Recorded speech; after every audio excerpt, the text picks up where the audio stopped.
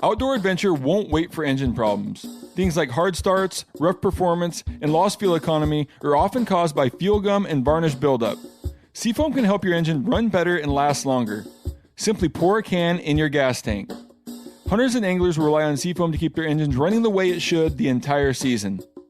Pick up a can of Seafoam today at your local auto parts store or visit seafoamworks.com to learn more. There's nothing like snook hook sets at dawn or catching a tarpon in the moonlight. Find your next fishing trip made easy on fishingbooker.com and experience the magic of the Sunshine State or any other destination on your fishing bucket list. Book a blue water adventure in search of sailfish or go snapper fishing with the kids.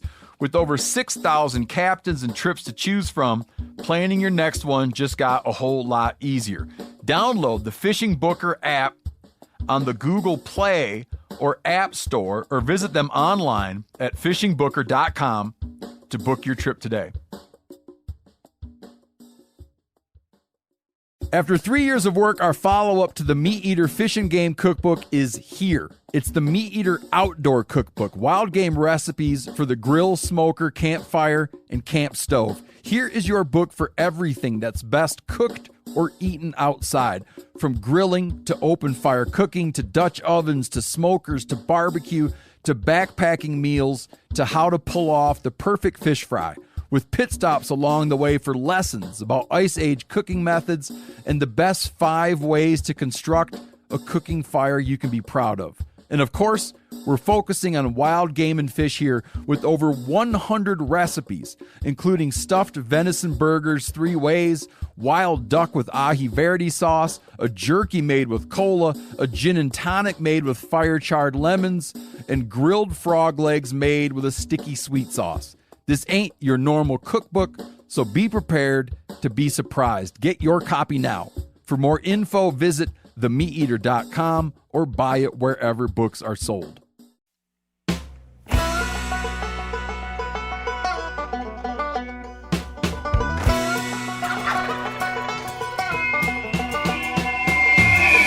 Welcome back to another episode of Cutting the Distance podcast. I'm Dirk Durham, and I'm in the beautiful state of Oregon with my good friend Ron Hewitt. Now, Ron is a man who I admire and look up to.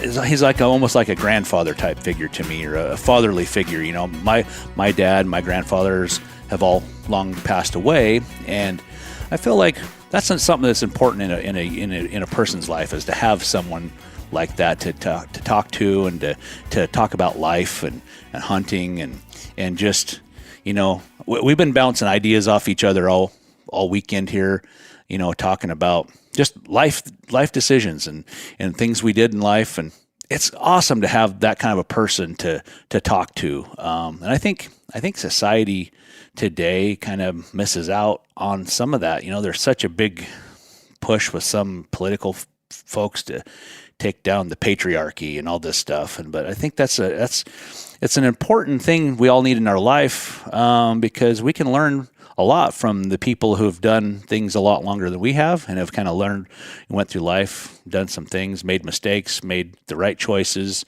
And here we are talking about turkey hunting and elk hunting. What am I doing in Oregon? Well, I'm over here at Ron's. Every year for the last 4 years, he's hosted me. He's like, you know, you got to come over and go turkey hunting. Seems like we're kind of hit and miss. You know, one year I'll get one, and 1 year I won't. And 1 year I get 2, and 1 year I don't. You know, and kind of back and forth. But it wasn't for a lack of opportunity. Sometimes I'm just not the straightest of shooters with a shotgun. I'm like, how do you miss a turkey with a shotgun? But anyway, welcome to the show, Ron. I've talked a lot about you on my podcast. I've talked to you about you on Jim Huntsman's podcast because Jim knows you, and I've got you on the podcast to talk to you. So welcome. Thanks, Dirk. I really appreciate it, and I love talking with young people like you that are excited about, I call you young because I'm 22 years older, but I appreciate that, and the fact that you want to mentor people and help them, and that your love for hunting and life and your love for happiness and family, it really means a lot to me. Your friendship means a lot. Yeah. Yeah, it's crazy where people's lives intersect. and we've been talking about your life. We've been talking about my life, and non-hunting life, and where we've lived, what we've done for work, all these different things, places we've been. And it's funny, we have these little places in our lives that have intersected, and we didn't know each other. We still had never known each other or ever knew of each other ever existed until I think it was several years ago on Bowsite. There's a forum, online forum called Bowsite, and I would always get on there and read people's comments on topics and questions, and I'd try to put in my 2 cents. And one day Ron direct messages me on there and said, "So I think you talked to something about this area in North Idaho that I hunted, and wondered if I hunted there. It was near the town I grew up, and wanted to kind of compare a little bit of notes." And we kind of started talking there a little bit. And then fast forward a few years, and you start seeing me on YouTube hunting. And you came by the booth in Portland at the Portland show and introduced yourself. And we sat there in that booth, and we talked a long time. And we were like a couple little schoolgirls, and we looked nothing like schoolgirls. But we sat there and talked and got excited and talked about those old places we love to go and our experiences those places elk hunting. And we became fast friends. Yep. And then you started inviting me over. So. Yep. I said, you need to come over and try turkey hunting the way I hunt turkeys in Oregon, not just sitting waiting for them to come to you. Right. But finding them. Right. Yeah. And let's face it, there's the camp that loves turkey hunting, and then there's the camps that say turkey hunting's stupid.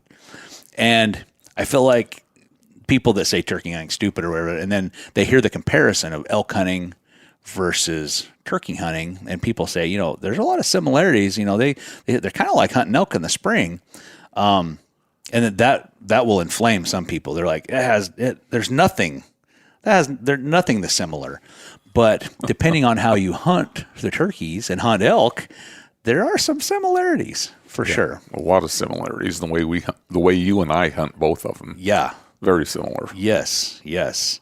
And why I like turkey hunting, what I like about turkey hunting, let's say this. What I like about turkey hunting is it's one of the best times of year to be in the woods. In the fall, I love elk hunting and deer hunting. The fall, like in September, is amazing. You're getting those last few days of summer, but you're starting to get those crisp mornings of fall. You still hear birds, you still hear bees, and then the woods transition into October, November, and it gets colder. Now the bugs are going dormant, the birds have left, and it's quiet. It's like the most quiet time you can have in the woods is in like November, when there's a little bit of snow to like absorb any sound. There's not a bunch of birds flying around. There's no bugs. And the only sound that you hear is your breath. And you also may hear a wolf. You may hear a deer grunt. You may hear some of these little wildlife sounds. You might hear a squirrel in a tree. But the woods get very quiet in November. And then that kind of sets the stage for me. Things get quiet. Life kind of gets quiet for me after hunting season. I kind of go dormant too. I kind of hibernate. Once hunting season's over, I've been go, and I've always been like this. Lots of driving to get to and from my hunting spots. Spent tons of time in the woods, and then a lot of time away from family. And it's now time. I'm gonna hibernate. Now I'm gonna dedicate all this time to my family and staying home and all winter long. Now I'm cooped up all winter. And by the time spring comes, I am ready to get the hell out of the house. I'm just sick of looking at four walls. I've got cabin fever. I've done all my stuff, whatever, my winter stuff. And it's like, I got to get to the woods. Now contrast, you go to the woods in the springtime, the woods are starting to wake up. And year to year is a little different on timing. Sometimes in April, it's a little slower to wake up because it's been a little colder. You still have a little snow on the ground. This year, there's not any snow on the ground up where we were at to speak of, and it seems like we're a little further along in the seasonal aspect. It seems, the date aspect is the same, but the seasonal aspect is a little different. We got bugs buzzing around, we got birds tweeting, and we're you got a little bit of warm sunshine, but today, but the last 2 days was this frigid, ice cold wind that was blowing off the mountains, and it's like, man, it's so pretty out, but dang, I'm freaking cold. You'd have thought it was the middle of November. Yeah, right. It's that cold. But that's what I like about turkey hunting. It just it gets me out there. I get to enjoy the woods waking up in the spring. Yep. Reconnect with nature again. Yeah, reconnect. And also, I love spending time with good friends in the woods. And turkey season, it allows me to do that. I spend time with my friends and people I love and enjoy their companionship. And guess what? We're chasing this crazy thing called a turkey, and they do some stuff that piss me off, and they also do some stuff that make me giggle and be happy. So they can be frustrating, but yet they can be pretty dang fun to hunt too. So what do you feel? Is that kind of how you see turkey hunting, or what do you like about turkey hunting? Yeah, I think I started turkey hunting back in about 1991 or 92, and it was the fact that I'd been hunting elk, bugling for elk, and I knew turkeys gobbled, and you could make them gobble. Yeah. So I'm going, okay, I want to hear this. I want to experience this. And when I was a kid, I lived in Redmond and up deer hunting. A turkey flew out of a tree one day and just scared the daylights out of me. And I thought, man, I want to find one of those things and get it and eat it, because I like to forage and take home things to eat. And when we lived in where we moved to now, it's like there's turkeys all around. And I started hunting them, and the gobble on the roost just excites you. But then when they start coming in, it's really exciting. And that was what really drew me to it, is the similarities between calling an elk in, calling a turkey in, the excitement of it. And like you say, the springtime, I love getting out here in the weather and enjoying the sunshine, and not so much the wind. I don't like that, because it makes it really hard hunting. You can't hear anything. And It's kind of windy here. oh, it's kind of windy here. But yeah, that's the draw for me, I just love being outside in the woods, and I can get out there more. Yeah. I will say, while I'm turkey hunting, then I'll be going along, and we got these turkeys coming in, or we're calling to these turkeys. And the funny part, the elk hunter brain in me immediately says, the wind is wrong. They're going to smell me. The turkeys are coming from this way. They're going to smell me. Like immediately, that's the first thing that enters my head. Like, the wind's wrong. We got to move. And I'm like, oh yeah, we're hunting turkeys. It's that funny little hunter instinct. Like, I've been hunting elk for 35 years. I've been hunting turkeys longer than that, if you can believe that. I've been hunting turkeys longer than that. Really? And I've been more successful hunting turkeys than elk. Elk than turkeys. I've killed more elk than I have turkey. I've killed a lot of turkeys, but I've killed way more elk. But anyway, there's the little things that trigger in my brain while elk hunting trigger as well during turkey hunting. The turkey's coming in downwind. We got to move. No, you don't. It's a turkey. Oh yeah. I have to remind myself that. And then as they're coming in, they're getting closer and getting gobbling. And I start feeling that my heart start beating a little bit heavier and faster. And I start feeling my breathing change. And I'm like, oh yeah, I'm starting to feel that same feeling when I'm hunting elk. Now, when I'm hunting elk, I feel like it's a little more drastic. It's a bigger heartbeat. It's a bigger labored breathing. It's a bigger animal. Right. I'm going... making that funny breathing while this bull's coming in. But I'm starting to feel some of those same things arise, those same emotions as the turkey comes in. So, people pay good money for all sorts of ways to get an adrenaline rush. They jump out of airplanes, they bungee jump, they do crazy reckless driving. They do all kinds of weird things to get an adrenaline rush.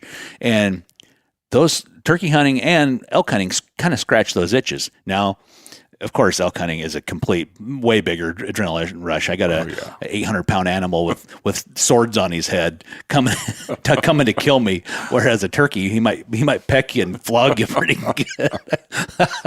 Spur you. He might spur me. That's not going to happen. But or the elk's not going to kill me once they find out I'm another animal. But they think like the turkey actually is coming in to breed rather than to fight. Yep. But the elk, he's coming to fight a lot of times. But anyway, it still triggers those same emotions, and I I like that. I like those feelings, you know, that you just, everyday life, normal life, you just don't get them, you know. Right. There's not anything that really duplicates that unless you're doing daredevil stupid stuff, and I'm too old for that. at our age we just don't do that, you know. Yeah. But part of it too is like in the morning when you find them on the roost and you're moving in the dark. Okay, where am I going to, just like elk, where am I going to set up? I need a path I can get a shot in here, and then you get all set up and give them a few little calls, and they're gobbling away at you, and then they go quiet for 5 to 10 minutes before they fly down, and they're looking for their spot, you know, where they're going to fly down, make sure there's no predators down there, and they go quiet, and you go, okay, what's going to happen today? Has he got hens? Are they going to take him away? Are they going to come to me? And then you wait for the drama to unfold once they hit the ground. yeah, You never know. there's a lot of anticipation there. There is. Like I find myself, same with elk, I'll be like, oh man, please let this happen. Please let this happen. I have this little thing in the back of my little voice in the back of my head. Please let this happen. Cause I'm super hopeful that it'll come in. I'll be able to shoot them, but knowing that it doesn't work that way all the time. And it's just like Most of the time. most of the time, even elk, it doesn't work that way, but there's always a chance. And you think, is this the one? You know, I'm like, I don't want to screw this up. So, all those same emotions. Do you think hunting turkeys is like hunting elk? Oh, I think it is. I mean, obviously there's a size difference. You can see elk coming in, and once the brush and grass start growing up, a turkey, all you can see is the head sometimes. And it's harder to get a lock on turkeys that way than it is an elk. But the turkeys, like you say, they can't smell. You don't have to worry about the wind. And yeah, I think there's a lot of similarities there, and I just love it for the thrill of calling them in, you know, to try to beat them at their game. Now, when turkeys hang up and elk hang up, Yep. I think, this might be a crazy opinion, I think it's easier to move in on a bull elk that's hung up than it is a turkey that's hung up, because elk are so big, they make a lot of noise. They're standing, their face, their headgear, their bodies are at a level that is sometimes above the brush line, and you can kind of spot them a little easier than you can a turkey. Like a turkey, they blend in so good if they're not moving, and where they're at, they're like, their bodies are a lot of times are hidden by brush. If it's a little bit, you know, brushy country, but they got that damn periscope head that'll peek up over the bushes, and a lot of times you just can't see it until it's too late, and you hear, beep, beep, beep, and then gone. Away they go. Away they go. So I think it's easier to like move in on a hung up bull elk than it is a turkey. I agree, because the turkey's head's always moving. They're bobbing their head all around when their head's up, and they're down feeding. They pick it up and jerk it around again, looking. And like yesterday, we saw him in the sun. He's out there fanning for his hens. He wouldn't come into us because he had his little ladies already, and we started moving in on him. Well, we get up close where we put the stalk up to this one tree. We thought we could get him there. He had moved. So now we have to move up again. So we sneak on up, and I'm kind of looking over the edge where it goes into the shadows and the shade, and I'm looking through this little fir tree. I go, oh, I think I see him down there. I thought, oh, there's his head. It's red. You know, I get my gun up on my shooting stick, and oh, dang it, I can't tell for sure if it's a tom or what. I'm sure it's the tom, but I can't tell for sure. And then he starts fanning. Okay, so he's fanning, and then he goes out of strut, and I go, well, I can't see his head now. You know, we do that for 5 minutes at least. Yeah, it was very intense. Yeah, it was. And then I'm trying to sidestep real slow so I can get a really good look at him. And by the time I get over there where I can see, he's not there. So it's like, oh, God, dang it. And we head down the hill really slow, and I'm looking in front of me to the right, because that's kind of where he was headed, I think. And all of a sudden I catch him off on the left, the hen and the tom, and they start moving. And that was the end of the story on that one. Yeah. Yeah, but that was so close. And that turkey, you could have shot. I could have shot him through the tree if I knew what it was 100%. Right. And that, as a responsible sportsman, hunters, we identify our target. Yeah. You know, what if that would have been a guy down there moving his hat brim, and you thought, oh yeah, I see something moving, and there had been turkeys there. The turkeys had bypassed him, but there was a guy sitting there, and you're like, oh yeah, I think I see something. I see something red maybe. Bang, you shoot that guy right in the nose. Yeah. Or, it can happen. People get shot every year turkey hunting. So there's that aspect. It's not safe around other hunters. You could shoot another hunter. Then also, just catching the right movement. You think you see red. You shoot this turkey. You get down there. It could be a hen. And it's easy to make that mistake in a split second. And sometimes your eyes will play a trick on you. And you're like, and I don't know if it's because we want it to like happen so bad. Like, oh yeah, that's the tom. And then you shoot, and then, oh my gosh, that's not the tom. So that would be an unfortunate situation too. So we have to be super mindful of what we're shooting at, and that goes for elk too. Yep. Elk, deer, you name it. I mean, that's have to make sure it's the right animal and not a person, and get a good ethical shot.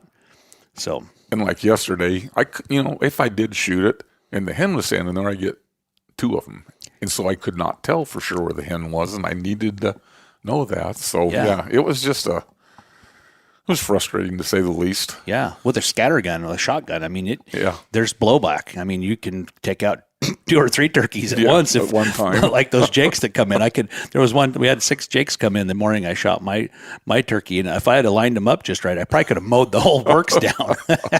They were 10 yards from us. Yeah, trying to figure out where the hen was. Yeah, that was awesome. And the 2 big toms strutting in the background behind them, and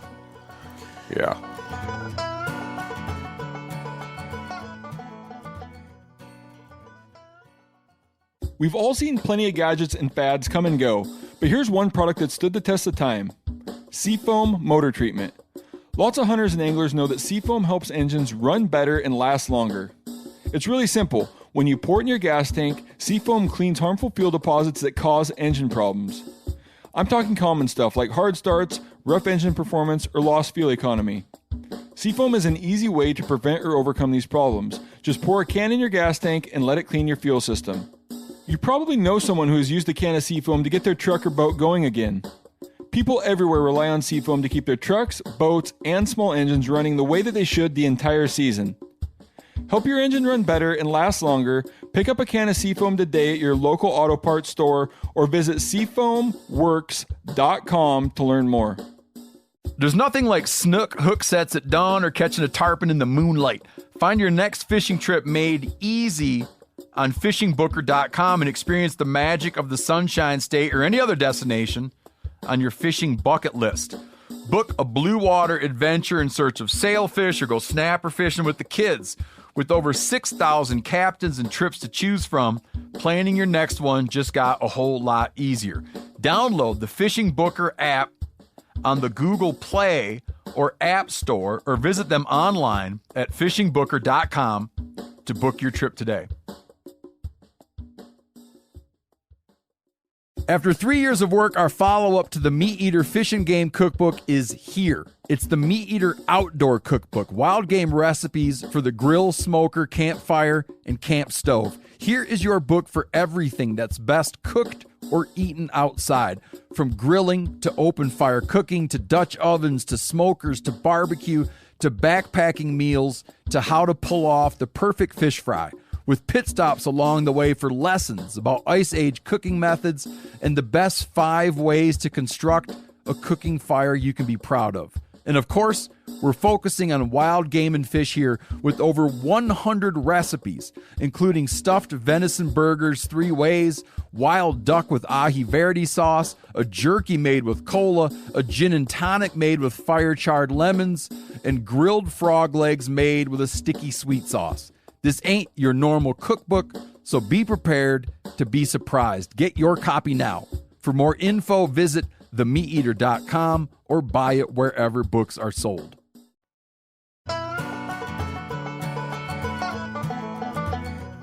Some of the mistakes, I'm going to talk about mistakes made the last couple days and what we did right. We didn't make a lot of mistakes, but I will say one mistake that I made is people don't, and I didn't, and I knew better, but I didn't bring a rangefinder with me. We're shooting with a shotgun, and I didn't bring my rangefinder. And I'm like, oh yeah, I can judge yardage pretty good out to 50 yards or whatever. I'll shoot a turkey at 50 yards with my shotgun. And we had these birds. They come off the roost, and they took a line a little higher than us, and we had to get up and sneak up to try to intersect them as they come strutting by. They weren't coming to us. They were going to kind of go over, and they were kind of feeding along, but they would go into strut every now and then. And then, but as we see what's happening, we got to climb up this little hill just a little bit real slow and maybe try to intercept them. And I get up there and get in position. I'm like, oh yeah. I'm pretty sure that turkey's close. He's 50 yards, and I put my red dot on him and ka-chow, and I shoot.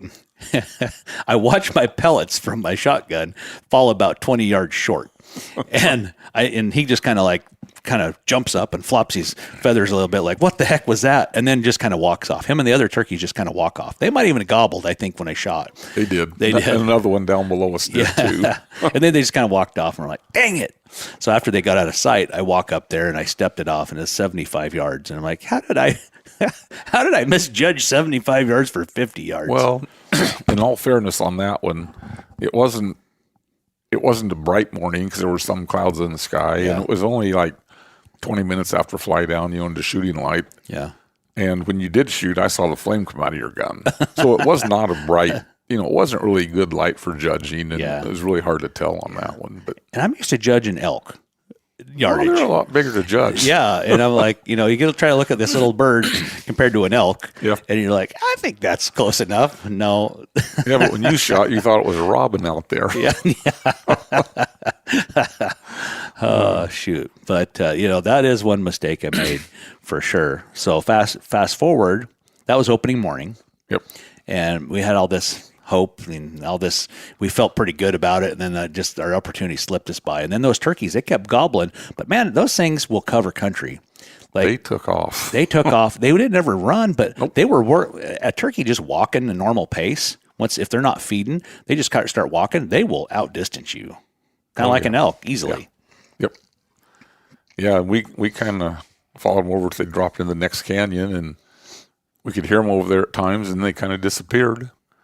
Hear some across the canyon, and then they shut up, and it's like, then the wind started picking up, which makes it just about impossible to hear across canyons. So we decided to bail out of there and head to another area I knew that was more sheltered, and I have cameras set up there, and I kind of watch what time they come through these areas, just to have an idea of when to be around to call them. And went up to another area and sat there and what we called for hour and 20 minutes. Yeah. Dirk's sitting under the tree all camoed with his shotgun up, ready and waiting. Ron's leaning against a different tree, kind of gazing around. Pretty soon he gets cold, so he slips out in the sunshine and takes his pack out there and lays down. He falls asleep. I look over, there's Dirk still diligent over there. So Yep. Since I had the shotgun, I'm like, as much as I want to crawl out in the sun and warm up, I was freezing to death. It was cold wind. I was not dressed right. I had my lightweight warm weather turkey gear on, and it was frigid. Yeah. And we called for an hour and 20 minutes, and I said, normally if they're going to come in or hear us, they'll be here by now. So let's go. We'll go up another little draw and hit another hollow that's sheltered again. And we get down there and walking along, and Dirk goes, oh, there's a deer. And we look, and it was really hard to see. They were betting, and all of a sudden, 6 of them stand up. And we're going, holy smokes, we only saw 1 of them. Yeah. And they look at us, and they decided, okay, let's go up the hill slow, feeding. And they're all doing their duty after they stand up and start walking off. And I says, well, Dirk, when I find deer, I always find turkeys. I said, turkeys and the deer like to hang out together here. Oh, okay. We take about, 5 steps. Dirk goes, turkeys. And there they were right in front of us. They were coming into our calls. Right behind the deer. They walked like within 5 yards of the deer. Yeah. Like they were just hanging out like chums. And what's funny is, like, I was telling him about hunting in Kansas around deer and turkeys, a lot of whitetails and a lot of turkeys, and the turkeys will get over and get on the corn or whatever, and the deer, they don't like it when the turkeys are there.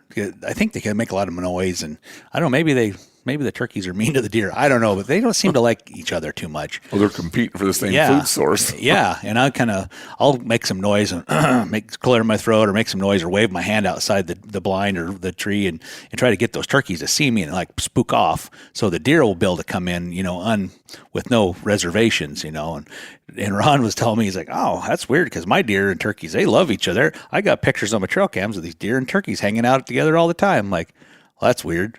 So we see deer take 5 steps. Oh, well, there's the turkeys. They're best friends. The turkeys coming.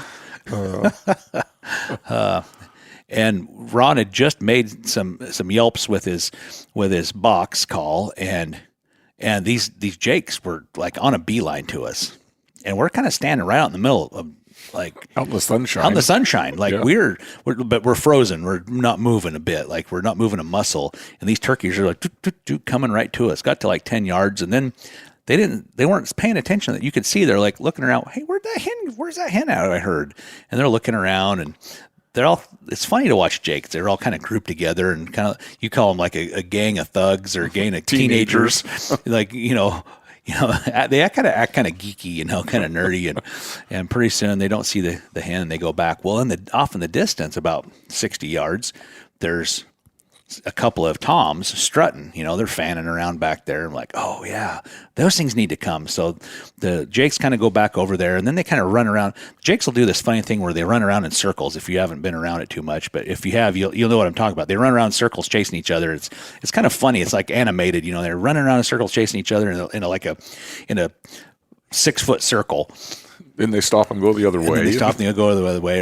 And then pretty soon one of the big toms would come over and chase them off. Like, hey, get out of here with your nonsense. Kind of like an adult would smack the kids. Like, quit screwing around here. And Ron started squawking again with his box. And here they come again. Here they come right back over to us, the jakes. And the toms keep on strutting. They're not really making any ground. I think they're back there strutting, saying, okay, lady, here I am. See me? Come to me. They were probably spitting and drumming both, and we just couldn't hear it with the wind. It was pretty windy. Yeah. And then I would yelp with my diaphragm, and I think it was a little too low pitched or something. I think, and I heard them yelping too, and it's more like a gobbler yelp. And they would cut loose and gobble. The jakes would gobble their heads off every now and then when I'd yelp with my diaphragm. But it didn't really make them come. But when you hit that box, that real high pitch, then they're like, oh, we better go back over there and check things out. Yeah. And then finally they come over, looked around, didn't see the hen, went back. And then those toms started like kind of pushing them off and then started working their way to us a little bit. And there was kind of a windfall there and some brush and stuff that we couldn't quite see them or have a shot. And then finally the one tom got out and there was a gap. I was thinking, man, if he puts his head in that opening, it's a pretty good, 2 or 3 foot opening and holds it still for a second, I might just shoot him. And he did. And I put my bead, I put a little high because I think that thing's he's about 50 yards. And I heard Ron say, shoot. Kabam! I shoot him and down he goes, flop, flop, flop. Then what happened? Oh, yeah. So then Dirk runs up there to get him, and I'm sitting there just watching the whole scene unfold. The deer are up to my left, and all these jakes are standing there going, what the heck is going on? And the other big tom was looking back at his buddy going, what's happening here? What are you doing down there? And Dirk gets up there, and his bird's flopping. It's on the hill. It starts flopping down the hill, and he steps on the wing to hold it still, pulls out half the wing feathers, and it's flopping on down the hill. And finally they decided, well, I guess he's not coming with us anymore. Let's mosey up the hill. And Had I had my wits about me, what I should have done is I should have just handed you the shotgun. Yeah. But the big bird, the big tom, he wasn't really exposed real good at that point. No. So like we could have played out. But I didn't know, like 50 yards, it's a poke. I was like, did I just stun him? I got to get over there and get my make sure he's down. Yeah, I got to put my foot on his neck and make sure he's down because I don't want him to like get his wits about him, run off, and then lose the darn thing. Shoot. Yeah, have him die somewhere where you can't find him. So. Yeah. So then we giggle and we have a good time and Yeah. And those turkeys are so pretty. Like, you know, at face value at a distance, you're like, oh yeah, it's a big black bird. But up close, like the feathers fluoresce all these different colors, hues of green and blues and reds and oranges. And yeah, it is beautiful. They're so beautiful. So, and the sun was out. So we sat there and admired these beautiful feathers for a while and took pictures and did all that and giggled a little bit and talked about what happened. And you know, then the hard pack came out. We loaded all the, you know, the big turkeys are heavy. Not like an elk though. I'd rather pack a turkey out than an elk, definitely. But anyway, we packed the turkey out, and then we had a cold beer and some lunch, and that was a pretty good day. It was a fun day. Yeah. And then the next day, it's Ron's turn, and he's got his shotgun, and we go out, and just like elk hunting, you know, the day before, we had them gobbling. Yeah, we had them bugling. The next day we go up. We cannot buy a gobble on the roost. We're there well before light, and we check all the spots. Like, Ron's got this play style. Well, if they're here, if they're not there, they're over here. If they're not there, over here. And then all these different places have a lot of turkeys. We check all the spots. They would not gobble on the roost. Just like elk hunting. You have one fantastic day. The next day, it's like, what is going on? I can't get a bull to bugle. Yeah, went down and called across the canyon to see if those birds would gobble at us at least. Nothing. Yeah. Nothing. And we're going, what the heck? Okay, let's head up further up the road and get up there about a mile. And right where we had stopped and called from in the morning, what's that in the road? That's a turkey. And we get up there, and there was like, I don't even know, 5 or 6 hens and a jake at least. Yep. They went right back up where they were the day before and would not talk at all. No gobbles. Yeah. There had to have been a mature tom in there somewhere. There had to be somewhere. Well, we saw some, I mean, the day before, but still, even that Jake, you'd think he'd, you know, bark a little bit, but he didn't say squat. He didn't say, and that was before they crossed the road even. They were still on our side. And yeah. So then we go up the road we go check it out and see how many hunters are up there. And going up the road another couple miles and head in another spot and driving down the road, and Dirk says, oh, there's a hen. And so there should be a tom around here somewhere. So we get out and call home. Somewhere off in the distance, a tom gobbles. Okay, let's go. So we go down, park in the bottom, and get up on the ridge top and head down the ridge. And that was the one that we talked about earlier that I tried sneaking in on because he wouldn't leave. And then after they flew off, Dirk said, oh, I heard one gobble across the next canyon. So we decided to go over there and check it out. And we went down there where that thing was. And by the time we got up there, the wind was that howling, bitter cold. And our faces last night looked like we were sunburned from the wind. We were both red-faced and our fingers were frozen. And that was with gloves on and everything. Yeah. So we said, okay, that's enough for today. Yep. It's funny. The feelings that turkey hunting give you, the motions, right? So one day you think, I am the worst turkey hunter in the world. Like turkeys will humble you. And I know other people are like, oh, turkeys are so stupid. You can shoot them so easy. And I've had days like that too. You're like, turkeys are I'm like the best turkey hunter in the world. This is easy. Like, I don't know why this is not hard. Like, I could go out any day of the week and shoot a turkey. And then the next day you go out and you can't even come close to, like, I don't think I'll ever shoot a turkey. You get those same feelings. It's like they don't exist out there anymore. Yep. And elk will do that to you too. Like, you'll be like, man, I am the master of the universe at calling in elk. And the next day, it's like, I'm like the worst, suckiest elk hunter on planet Earth. I can't even get one to answer me. Yeah, every time I bugle, they run off. I'll hike around. I can't even jump one, you know. I can't even find them, you know. But I guess that's that's why they call it hunting, you know. It's not killing, it's hunting. Yeah. So back to, we'll talk a little bit about elk hunting, because I know people they'll hear about elk hunting maybe more than turkeys, maybe not. It depends on who you are, where you live. You have people in the Midwest and the East, they really love turkey hunting, but they probably really love elk hunting too. So I think we'll talk about some elk hunting too, about the good old days, you know, the love of the land that brought you and I together. And that part of Idaho back in the day, if you guys listened to an earlier podcast that I did with George Beatus. Beatus, okay. God, I can't. I'm sorry. I'm getting old. Sometimes I just go blank on people's names. I don't know if that's a common occurrence as you get older. Is that a precursor for dementia? I don't know. I hope not, because sometimes I'm just like, gee whiz, what's my own name? But anyway, I'm sorry. So earlier on an earlier podcast, talked with George Beatus, and he hunted the famed Clearwater region of North Idaho back in its heyday. At that time in the elk world, Idaho had the largest elk herd in the nation. Fast forward 40 years, however long it has been. It's probably been 40, 50, over 40, almost 50 years. Yeah. And it's probably arguably one of the worst places to hunt elk in the nation. And you and I sit around and talk about the good old days and the fun experiences we had in that country, and then what it looks like now. But what was it like back when you went up there? Back when you were a younger man, and the hills weren't quite as big and steep. That's for darn sure. Why do the mountains grow taller as we get older? Erosion. It's got to be erosion. No, we started hunting it in 1989.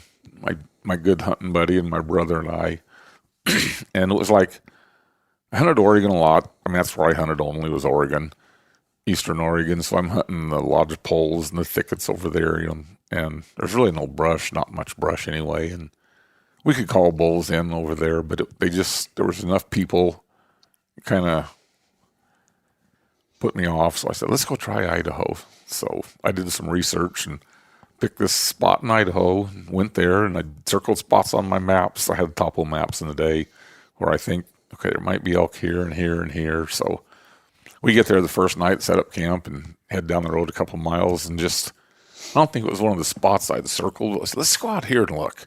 So we just park, head out there, and we probably made it a quarter to a half a mile and said, this is ridiculous. We're beating ourselves through brush the whole way. Let's go back to the road and go somewhere else. So we did, and went up on this other point, and before dark threw out some bugles and got an answer. So, okay, we'll come back here in the morning. This is cool. Mm-hmm. Went down there in the morning and, chased them around to no avail. And we hunted, I think, for 9 days. And we were into elk every day, had them bugling every day. And got some real good close encounters. And I don't remember how far into it, probably about day 6, we caught up with some, and I shot one, and he died right in the creek bottom. Oh. And that was our first day in there ever. And okay, took care of him, packed some stuff out that time, and went back down, the 3 of us, to pack him out. And in Oregon, in Eastern Oregon, the brush, the bottoms of the creeks aren't brushy at all. So we load him up and said, let's just head up the creek, Big mistake. We're fighting through tag alder. We're slipping on the rocks in the creek. And it was a mess, but we finally packed him out and got done with our hunt that year and came home. And on the way home, said, man, that was fun, but we're never going to Idaho again. I can't stand that brush. Yeah. And the tag alder thickets, you'd hear a bull there and you just go plowing right through the middle of it. And, yeah. Or I don't even remember what the other one is down in there, the vine maples and stuff. Mm-hmm. And little did we realize there were trails through there. The elk use trails. They just don't go plowing through like we did. And yep. We're dumb boys. Took us a while to learn. And so we're set on our way home now. We're not going back there. That was just too much work and too brushy, so forget it. 2 or 3 months later, well, what are we going to do next year? Where are we going to hunt? I said, we had a lot of bulls bugling in Idaho and had a lot of close. Let's go back there. So we went back for 2 weeks, and that year we learned that there's trails that go through all this brush, and we learned a lot more area that year. And we hunted that from 89 through 2003, mm-hmm.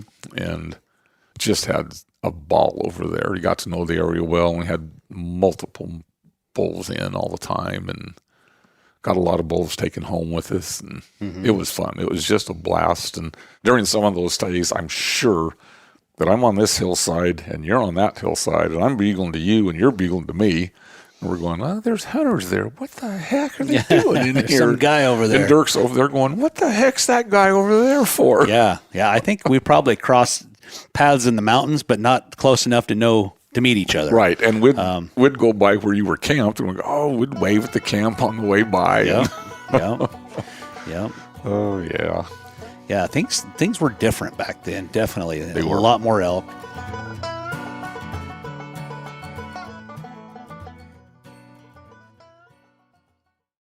We've all seen plenty of gadgets and fads come and go, but here's one product that stood the test of time.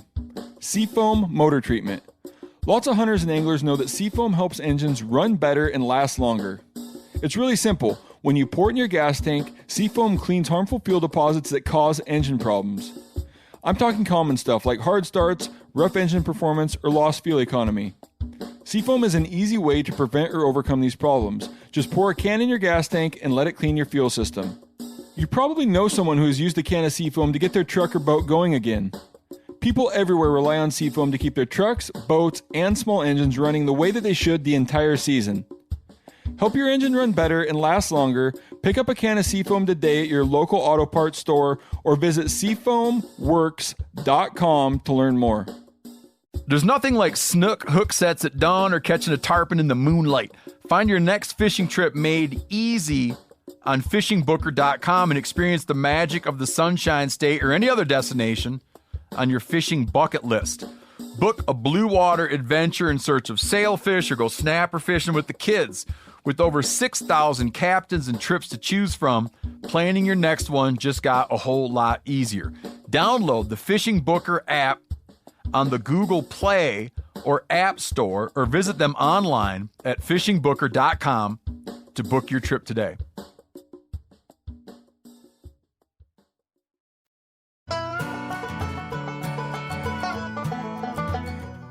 Ron did a thing that's really cool. It's not unique. I mean, there's other people that do it, and I know it, as far as regrets in my hunting life, I wish I would have done this because I love interesting data and facts. But Ron has kept a journal log of encounters and call-ins and how many elk they heard, seen, moon phases. From 1989 till last year, through this year. This last year. I just don't have the last 5 years on my data sheet. You haven't updated your data sheet, right? The yearly or the total data sheet. Your printed up one. Yeah, but yeah. So, what kind of a trend have you seen from 1989 to modern times? So, from 1989 through 1994. We were seeing on the average of 20 bulls a year and had 25 close encounters a year. And to me, a close encounter is when the bull is within 60 yards, I can see him, and there's a good shot possibility. Mm-hmm. So for those however many years, we had that kind of stats. And then 95, it went down, and 96, we had the hard winters there in 95, 96. So yeah. In 96 and 97, it dropped down to 8 per year on bulls seen and 12 per year on close encounters. And then it started trending back up through about 2003, went back up to 14 bulls a year and 15 encounters a year. Mm-hmm. And then the wolves showed up. And they were starting to get there in 2003 even. Yeah. And like one night we're in bed sleeping, you hear them coming down the road howling, mm-hmm. and get up the next day and there's all these huge wolf tracks out in the road. It's like, oh my gosh! Well, after that happened for the next, 2003 was the last year we hunted that particular area. We saw 6 bulls and had 6 close encounters. Said, okay, that's it. We're moving somewhere else in the unit. Yeah, you've went from 20 to 25 a year down to 6. 6, yeah. Yeah, that's it's discouraging. It's a stark difference. Yeah, and the vegetation hadn't changed that much. The feed, the habitat hadn't changed. I mean, it changed a little bit, but not enough to do that to the numbers. And yeah, the only common denominator was wolves. Yeah, and so we moved over east further in the unit. We're seeing 14 bulls a year and 15 close encounters for the next 4 years. And then it went down to 6 bulls and 6 close encounters again. We said, and there were wolf tracks all over the roads, and they're howling at night again. Yeah. Went, okay, let's get out of here. So we went to another area, and we were seeing up there. It was our first few years up there. We were seeing 9 bulls a year, 9 close encounters. And so we said, okay, forget that one. Let's go somewhere else. And we got another one that we were seeing 10 and 8 a year, close encounters, which the difference there is it was thicker. It was actually thicker than where we had been hunting. Yeah. And to see a bull and get a close encounter was a lot harder. We've got a lot of bugles going up there. We got a number of bugles going up there. Yeah, you heard a lot of different bulls, but then the close encounters and then visual eyes on bulls went way down because it's just such thick country. It's only 20 yard. We were shooting 20 yards up there is all maximum. Yeah. So, yeah, it definitely changed. Yeah. And we kind of migrated down to this other area, and I ran into somebody down there named Dirk. Yeah, and it's funny because I think the year that I seen you up there in the woods, finally we crossed paths. And we'd been hunting some of the same areas for the last 30 years and never run across each other in the woods that we knew of. We might even passed each other by and Probably waved. Passed and waved. Never talked, But at the Sportsman Shore in Portland, in what was it? Let's see, like 2018 maybe. Probably something like that. Then you introduced yourself, and I kind of talked about. We sat there and talked like schoolgirls and stuff, and we knew the places we used to hunt, but now we didn't really talk a lot about where we hunt currently. Like we kind of left little tidbits, like kind of hint around where you hunted, but we didn't really say names or anything. You don't ever say names to somebody else. No, you don't. We would laugh about it. Hey, you guys see anything hunting? No, I haven't seen a thing. Elk hunters, man, I haven't heard it. Of course, it's elk hunters, talking to each, one camp to another. You never share or divulge your information because, you don't want the other guy sneaking in there on your spot. If they see your pickup, then they're going to be looking for that bull you've been bugling. So anyhow, fast forward. So that was 2018, the winter of 2018. We talked, and met finally face to face, and then that fall during Mouth Tab Madness, if you guys haven't watched my YouTube channel, it's called The Bugler, and I do a series of videos called Mouth Tab Madness. I'd injured my shoulder that fall elk hunting, and I had to relearn how to shoot a bow with using a mouth tab. Had to bite on the tab attached to the string with my teeth, and then push the bow forward with my left arm, line up my eyeball to my peep sight, and then shoot. And that's how I went hunting that fall. The rest of that fall was with this mouth tab bow. Anyway, we're up there. Me and cameraman Dusty had just hiked up, had a wet day in Bugle Fest. We'd been chasing these bugles around, and we just got back to the pickup, and I heard a vehicle coming. I'm like, quick, Dusty, hide, because I don't like to talk to people in the woods, and I'm not trying to be disrespectful, but I don't want them asking me questions. You don't want to have to lie. I don't want to have to lie to them. They're like, oh, I haven't heard a thing. I just rather not talk to them. I don't want to pump people for information, and I don't want them to pump me for information. So I'm like, come here, Dusty, let's hide behind the pickup. So we kind of hid behind the pickup, and this guy pulls up, and he just stops. I'm like, oh, dang it. And then I can hear his window go bzzz. He's like, come on out, guys. I see you hiding back there. I hear this voice. I'm like, oh, dang it, we're had. And I walk around, and to my dismay, it's Ron. And I could see the same surprise in his eyes. He's like, oh, Dirk, this is where you hunt. I'm like, dang it. So we had a good visit there. We probably talked way too long in the middle of the road there instead of going hunting, but it was good to reconnect, and you told us where you were camped, and we ended up coming out to your camp later on. But anyhow, that's when we finally ran into each other. Yeah, in the woods. And I have some. Well, we'd actually seen each other just a little bit before that because we were road bugling one night, and we're standing beside the road bugling down this draw, and Ron had nature called, so he's standing there, and here comes a rig around the corner, and they're coming by, and they're just laughing, and I'm laughing because I know what I'm doing. They're laughing because they know what I'm doing. Well, we talked to Dirk later, and he said, yeah, I was laughing because we were bugling at each other. I go, I was laughing for a different reason, Dirk. Got caught with your pants down. Yeah, and then when we ran into them after they were done hunting, we'd heard the bulls bugling up there that morning, but we had in mind we wanted to go somewhere else and hunt. So we did, and to our dismay, there was nothing there. So we said, let's go back and go to that area where the bulls were this morning. So we went to the back side of it, and there's a rig park there. It's like, oh my gosh, let's go to the other side and climb the steep face. And that's when we found Dirk over there. He'd been up there chasing my bulls that morning. Man, that's awesome.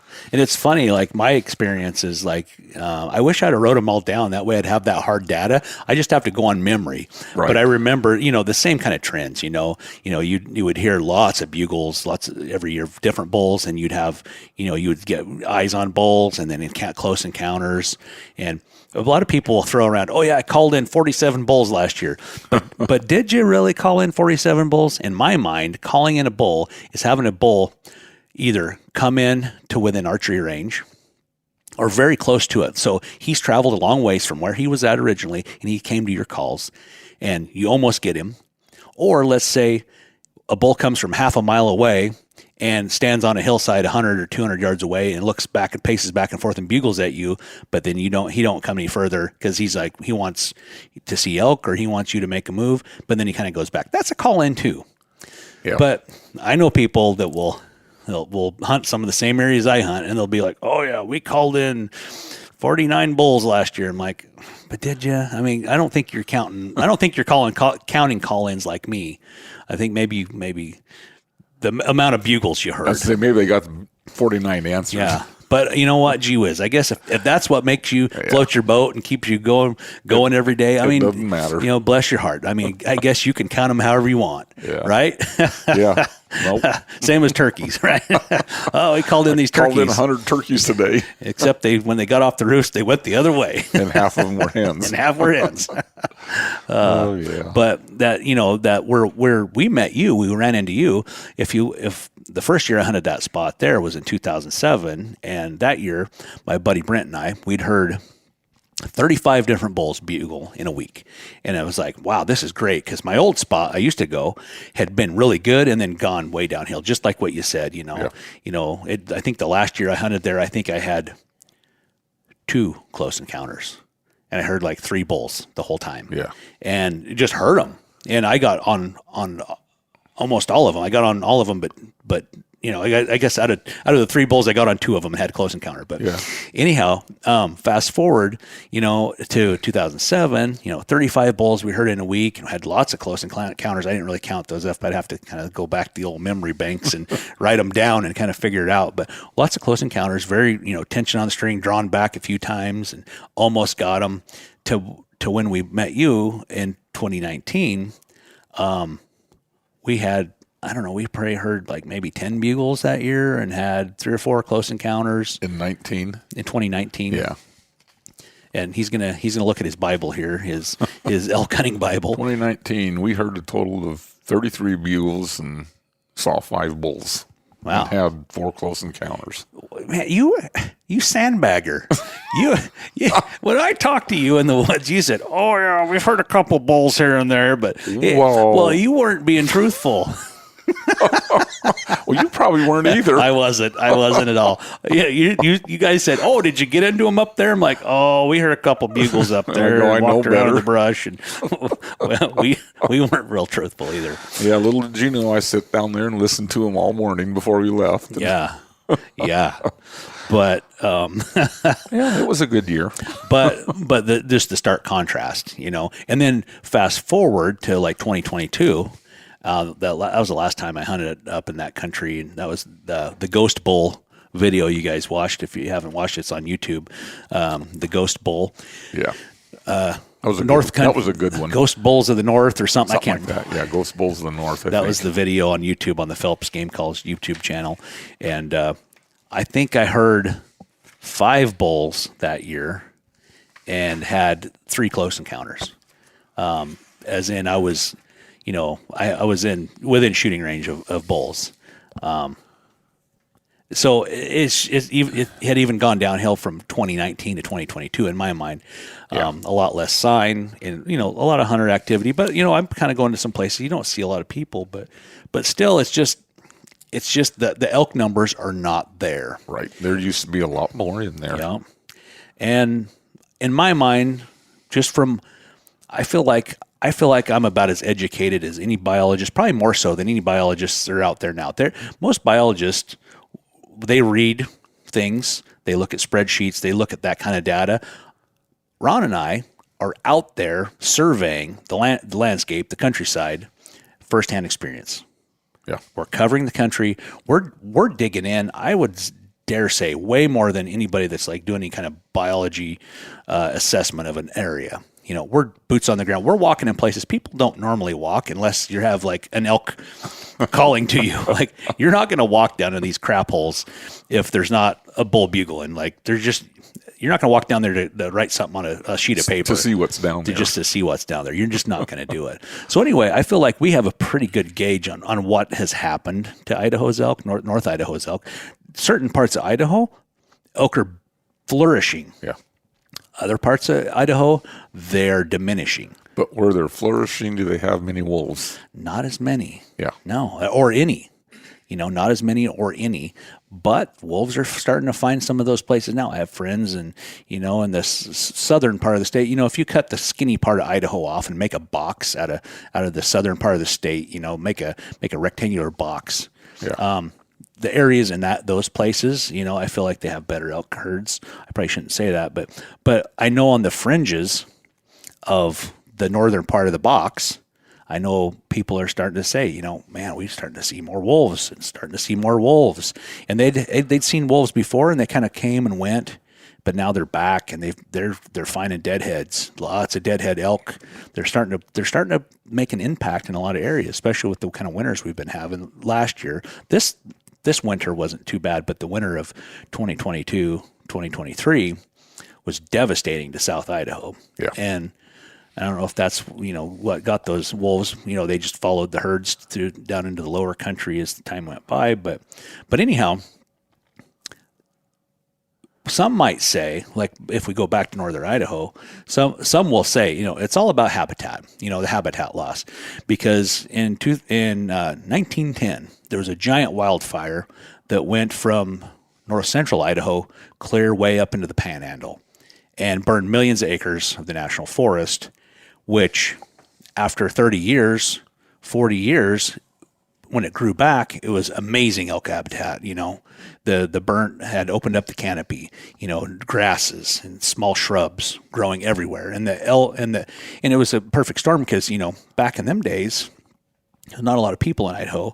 And then around World War II, pre-World War II, they'd even shut down hunting seasons in a lot of those units because they'd had some bad winters, and they wanted the elk to come back and flourish, and they did, and they opened up seasons again. Anyhow, the elk hunting was fantastic, and George Beatus got to hunt on the tail end of some of that there in the 70s and early 80s of that fantastic elk hunting. And if you listen to that podcast, his stories were incredible. Oh, yeah. But to understand in the 40s and 50s, it was twice as good. It was, if you can even wrap your head around how good that was, it was twice as good. It had the nation's best elk herd in a relatively small area compared to like the whole state of Colorado now that has the largest elk herd in America. Right. So, but anyway, now we're in 2024. Those forests have grown up. They've aged. They've matured. They've choked out, you know, grasses. They've choked out, you know, the underbrush has matured and gotten really tall. So you don't have all the tender things to eat at more just little above ground level. So the feed has changed. So people will say, the experts will say, well, it's more of a habitat issue than a wolf issue. And I think both sides are right to a certain degree. So if you have elk that should have really great feed, if they have really great feed everywhere and they're pressured by wolves, they just keep moving until, you know, okay, it's okay. We'll just go live over here. There's good food here. And they just keep following the food and the wolves follow them. They're probably going to stay more nourished and probably have less mortality. But as it is now, you know, we have a lot of mature forests and stuff. There's less quality habitat. The wolves pursue, they distress the elk.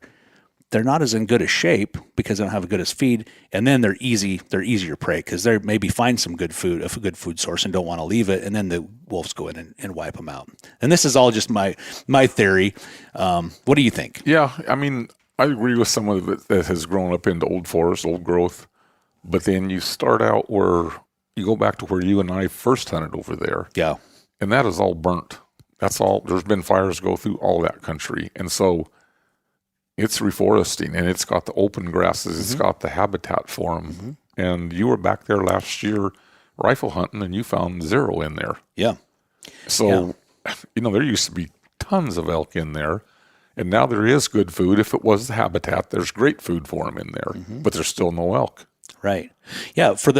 About a decade ago, that country started burning again. Between burning, and then there's a lot of beetle kill timber that's falling, and opening up the canopy as well. But you're still not seeing elk. And then, what George talked about, a good friend of his who is a biologist for the Forest Service in that area, a forestry guy, he said, they need to prescribe burns in the winter habitat, to get those, those burns we're talking about. A lot of them are up on top. They're not in the winter range, but conversely, at the time, I wanted to hear George's opinion, and I didn't want to, take counterpoint on it. But I got to thinking about like, well, okay, that does make sense. That's a fair assumption. But then I look at the Frank Church Wilderness. All you got to do is go to Google Earth and look at the Frank Church Wilderness. It's all burnt from the river to the highest peaks. Yeah. Most of it. It's a huge, vast wasteland of burn. Wasteland as far as like timber, but now there's grasses, small trees, like jack firs and brush, lush brush growing. Where are the elk? They haven't made a return there. Nobody's saying, good Lord, the outfitters aren't getting rich in the Frank Church Wilderness because there's so many elk and they have so many clients coming in. There's a lot of outfitters that have gone out of business. Yeah. And I haven't talked to too many people lately that said, oh, the Frank Church is on fire with elk right now. You actually ask people and they're like, yeah, there's elk, but far and few between. They kind of tell the same kind of stories we tell about the places we've been hunting. If you know the pockets where they live, you'll get into them. But if you don't, you could spend a whole week there or a 10-day hunt and not see a dang elk or hear an elk. Yeah, you could walk forever through the brush piles and just beat yourself to death. But anyway, yeah, I don't know what the easy answer is, because they have, with trapping and stuff. And then I know the Idaho Fish and Game have flown missions with their helicopters and, to reduce numbers of wolves. They shoot a bunch and to help certain areas where the elk are suffering, or maybe cattle. And then the trappers are getting a fair share of them. And I think they're just kind of keeping them at bay. They've reduced some of the numbers, but they've kind of keep them at bay. And I don't know. Something has to happen drastically to get those elk to come back in those places. So that takes you to the next thing, is where the elk drop their calves. Yes. Guess what's down there? Bears. The bears. Yep. So has the bear population increased enough to where they're hurting the herds by killing enough calves? I don't know. I think they put it in them, definitely. Yeah. I think there's a lot of bears. I don't think it's like the brown bears we had in the 80s, but Right. we don't have the amount of elk as we had in the 80s. Right. But and there's more cougars now, too, than there were. Yep. So, everything's trying to, like a turkey we were talking. Yeah. A turkey doesn't have a friend one in the woods except for a deer. Yeah. Everything else wants to eat them. It's on everyone's menu. Yeah. I mean, coyote says, oh, yum. Bobcat, oh, yeah. Cougar, yeah. Oh, yeah. But an elk is, there's a lot of things trying to eat the elk, too. Between the bear, the cougar, and the wolves. Yep. They're Now, prime fare. Now, am I calling for the eradication of wolves? Nope. Or bears or Nope. cougars? Nope. No, but it has to be a good balance, right? Yes, you have to balance it out. It's got to be a balance, and being I'm an animal lover. I love all animals, Yes. and I want to see them all do well, but not at the expense of the other one. I don't Right. want all the elk to be gone, and I don't want all the wolves to be gone, and all the cougars and the mountain lions or the bears, and I don't want to see something disappear completely off the landscape. Not at all. But we have to manage them. It is cool to hear a wolf howl. That is. is just a neat, it's an eerie sound, but it's cool to hear. Yeah. And I love dogs. People yeah. may not know this about me, but I love dogs. I have a black lab. I've had black labs. I've had dogs my whole entire adult life, and I love dogs. And I feel like wolves are interesting. Dogs are intelligent. Dogs are way smarter than people will usually give them credit for. And especially they're very in touch with their emotions. I think dogs are more self-aware than a lot of people will acknowledge or understand. so you think wolves are very self-aware. They're very intelligent. They learn very quickly about danger, about food. They learn very quickly about everything. And so I can appreciate that. They're an interesting animal. They have an interesting family dynamic. They have just a different kind of way of life, which is interesting, which should be appreciated. Yep. But also I can appreciate when they're overpopulated, then other animal species suffer. And I don't appreciate that. Right. I don't want that to happen. I want there to be a balance. To go from 15,000 elk herd down to 1,500 elk herd, something's wrong. Something's wrong. And it happened within a 2-3 year period. Yeah. It just went boom. Is what happened. And the habitat didn't just fail. As there's less elk on the landscape, think of this. You say habitat. As there's less elk on the landscape, there's more food on the landscape. Yeah. Because it's not like all the grass and brush died in North Idaho. No. If anything, it's brushier than it's ever been. Everywhere you look's food. Yeah, it is. It's a jungle. That's the best way to describe it. Like an elk doesn't have to walk far for food. Like they can walk 3 feet. Oh, there's something else to eat. Yeah, they love the huckleberry brush. They walk 50 yards. Oh, there's water. They have everything they need, except I think the wolves have done quite a number on them, and I think they do definitely need to restore a lot of the winter habitat by doing prescribed burns. But as my friend George said, that's a politically charged thing. We start burning, there's a lot of folks who suffer from asthma and stuff, and it makes it hard for them to breathe. Well, they get pushback. The Forest Service gets pushback on air quality. Yeah. And it's hard to make everyone happy, unfortunately. Yeah, but you have to look at the money that hunters put into the economy. Yep. And I think as hunters, buying license and tags and all this stuff, you've promoted the game and built up the herds to where they were. Mm-hmm. So that was, and then to be managed responsibly at that level, to keep the herds up. And then something else comes into the equation that wasn't there before and changes everything. So you have to stop and re-examine how you're doing things. Yeah. And I don't know. I don't have the answers. I wish I did. Well, here's a here's a topic we could spin off of this and go down another rabbit hole. Logging. They've ceased logging for the most part by and large on national forest. Yes. Okay, we can't burn these winter grounds. Can we log them? No, and I'm not saying put in new roads into these places, but people can helicopter log, right? That's a very effective tool. You're not scarring the landscape with roads. You make the roads that are existing roads better. Cut the timber, fly it to the nearest road landing, and truck it out. That now again, we're stimulating the economy. We're creating dollars. We're getting people putting back to where we're getting tax money that will help maintain the forest. Right. Yet the same people who don't want you to log, they don't want you to burn. Well, some of them, but it seems like we don't want you to log the forest, But what happens in the end is, wildfire, and it ends up burning anyway. Yeah, and it's worse because nothing's restored yet. Yeah, and it's the middle of summer. It's July and August, and now air quality all over the northwestern part of the United States, the skies are brown for the whole month of August. You're spending money to fight the fires instead of making money by logging it. Yes. Which just doesn't compute for me. Yeah. In areas where there's a lot of different ownerships of land. You have state, you have private timber companies, you have national forest. In those areas, you definitely see a difference in the elk numbers just because they've opened up the forest in those places. So I do believe habitat does have something to do with it. Yes. Because even with the presence of predators, the elk do better. And the fires don't do as well because they hit these blocks that have been logged and they can extinguish them, knock them down. So. Yeah, we don't have those multi-million acre burns like we had in 1910. Yeah.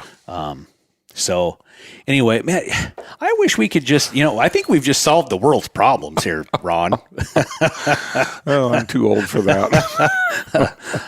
Man, it's been really fun. And as always, I appreciate you hosting me and bringing me over here. I cherish the time we get to spend together and I enjoy come it over. a lot. It's fun. We talk about life and Laugh, giggle and laugh. And you cook good food for me. You love to cook and I love to eat. I mean, anybody that's seen me knows I love combination. to eat. That's a great duo. We gave Dirk his first razor clams the other night for dinner. First razor clams. I've never had those before.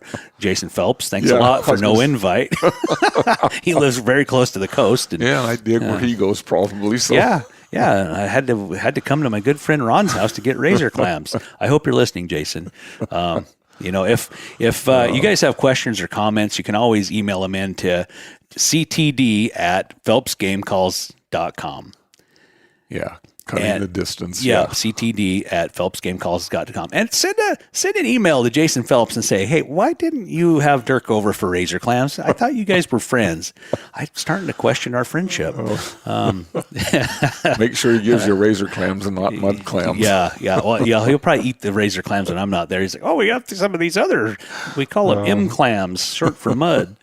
But anyway, anything to wrap this up? Any last thoughts? Do you have any regrets or looking back at your long hunting life, like, man, I wish I'd have done something that you just didn't do, and looking back, you wish you could have done something different? So when I was learning the hunting, starting out in Oregon, and I don't even know where I heard about bugling. I was excited. I thought, I want to call elk. I want to hear a bugle. So I don't know if it was herders or what. Back in the day, I ordered some turkey diaphragm calls you can make yourself, and I made my own diaphragms, and I used them for bugling. Oh, yeah. Or I was younger, and my voice worked better, and I could do a throat bugle with my own voice. Did you suck in or did you scream? Sucking in. Soaking in.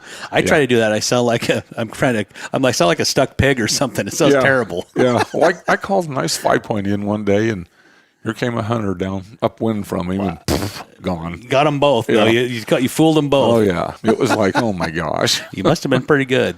But I made my own diaphragms and tried those, and then they had, I don't remember what calls. Larry Jones came out with them. Yeah. I got the squealer thing, and got my first bull to really answer and come in later on, and he was ripping up a tree, and I thought, I'm sitting here waiting for him to come walking out in front of me, and he left.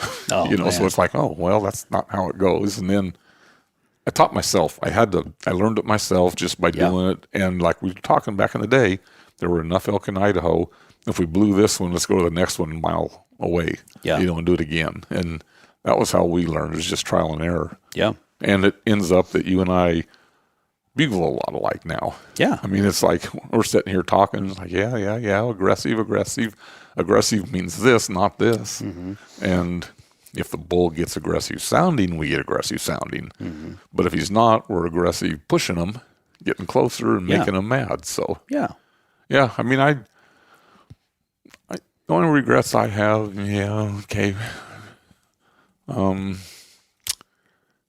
not a whole lot, just a few. Yeah. I wish I had more patience at times. Yeah. That is one of the key things for somebody learning, patience. Just because he hasn't showed up within 2 minutes doesn't mean he's not going to be within 10 minutes. It's just like turkey hunting. Yep. If a turkey doesn't show up and he's quiet, he might be coming in quiet. Yeah. And it's the same thing with an elk. Yep. So I've learned a lot of patience, especially now that I'm older. I don't like to move as much, and it hurts to go, and so I learned to stop a lot. So. Yeah. Well, I think Kenny Rogers said it best. You got to know when to hold them and know when to fold them. Exactly. Oh, yeah. No, that's about it. I have just thoroughly enjoyed my time in the woods and learning about elk. I was telling you stories the other day, what I've seen with elk, how the cow falling in a bog head over heels. Yeah. And calf getting beat on by a cow. And, it's just, there's so many things you see. Watched an elk get spooked, spike, grouse flew up at its feet, and the spike just did somersaults trying to get out of there. So you see so many cool things when you are out in the woods getting to watch that stuff. And that's what I enjoy. Yeah.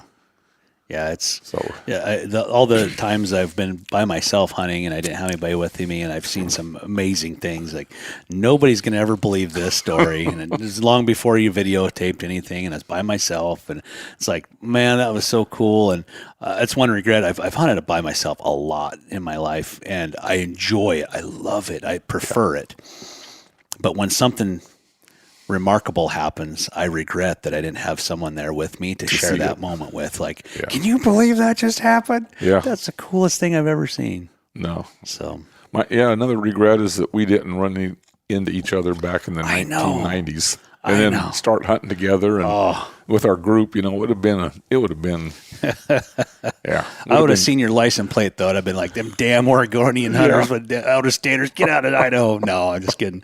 But I wish we'd have found each other back then and could have chased those same mountains that we love so much together. That would have been so much fun. It would have been. And now you're not hunting where I'm hunting anymore. Yep. So I'll have to give you a report card this year after it's over. Yep. And we'll just have to, we have turkey hunting, Ron. That's right. We'll always have turkey hunting. Yep, that's for darn sure.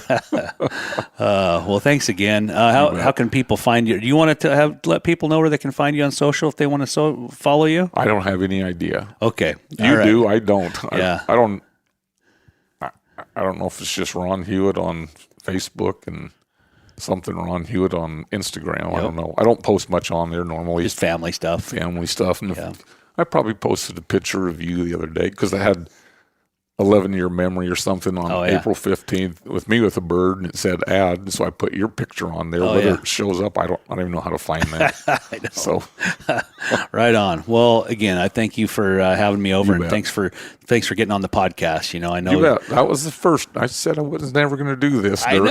I know. You told me I'm never getting on a podcast, and I'm like, Ron, you got to do it.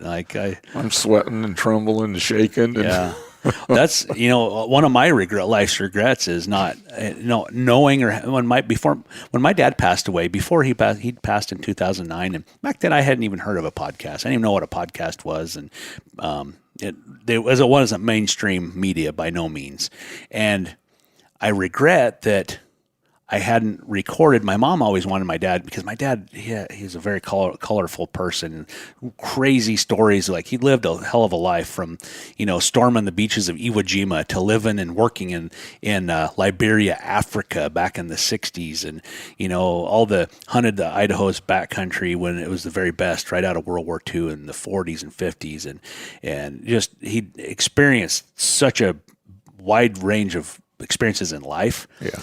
My mom always tried to get him to record something, like a little tape recorder, and I think he kind of felt weird about it. He's like, psh, I'm not doing that, but if we had been able to sneak or something, or sit down, and I wish I could have had an opportunity to podcast and record all these wild stories he had and life experiences. I do regret that. Yeah. It was awesome. And that's why I really wanted you to get on here, because I want to pick your brain and record you and hear your spin on life and elk hunting. So I appreciate that. Spin on life is enjoy it while it's here. We never know about tomorrow. It's all in God's hands. So yep, absolutely. That's just enjoy every day. Make the most of it. Yep. Make the friends and enjoy your friendships. Yep. So I love that. Yeah. All right. And family too. And family, yep, absolutely. Definitely family. Family first, yeah. Well, thanks, Ron, and we'll catch everybody on the next one.